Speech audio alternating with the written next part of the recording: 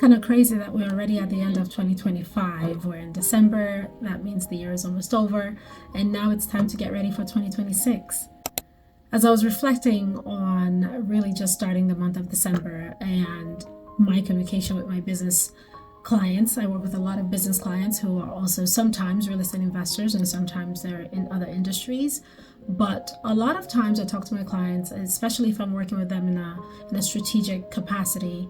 There are some conversations about taking some time in December and setting themselves up for the next year. So I wanted to share these thoughts that we have with you guys. December becomes a time to work on the 3 P's, as I put them. It's the time to prune, to plan, and to position. Pruning, we all understand general concept, is you cut off things that no longer work for you. Sometimes it may be people, personally or professionally, or people that are within your company or within your business. And sometimes it could be processes or certain things that you do that don't really add value to the business, and sometimes personal life processes and engagements that don't add any value at all. You take the time to assess those things and then prune them as necessary so you don't go into a new calendar year having the same problems and issues like you had the year before. Secondly, is planning. Quite often small businesses do not always think to plan in the same capacity, in the same way as a major organization would do. But I encourage my clients and anyone that I interact with in a professional standpoint to take some time to plan. This is the time where you have a little bit of quiet time. Things are not moving as fast. Things are not as busy, but you take the time to plan the next phase, be it 6 months or just a quarter or the entire year.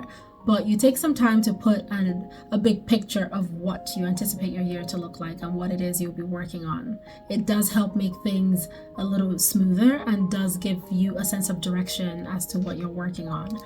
My third thought around getting ready for a new year or a new season is positioning.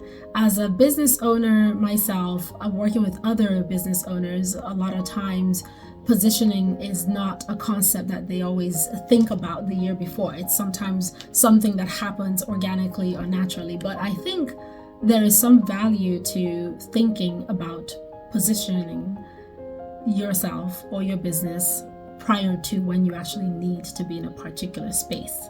So that means as you're thinking of your business, you are thinking about what it is that your business will be set up for in the new year. Or if there are several businesses, it's like some of us, where will each business be positioned and what is it going to be accomplishing, and what are going to be the goals that business is going to be working on in 2026.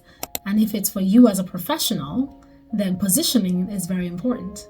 Where are you going to put yourself? Where are you going to place yourself? What circles are you going to place yourself in? Who are you going to be interacting with? Who are you going to be intentional with regarding yourself or your business?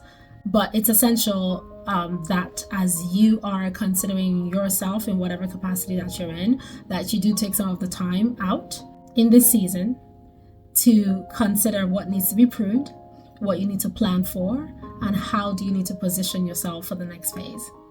Lots of things are changing around us. Lots of things are happening, and I do think it's going to continue to escalate in every capacity. But it's important that you take control of what you can take ownership for, and that is really yourself, your business, of course, your family, and yourself and your business. That means even if you're just in a career, you need to consider yourself as a business and your career as a business, which means you need to be very strategic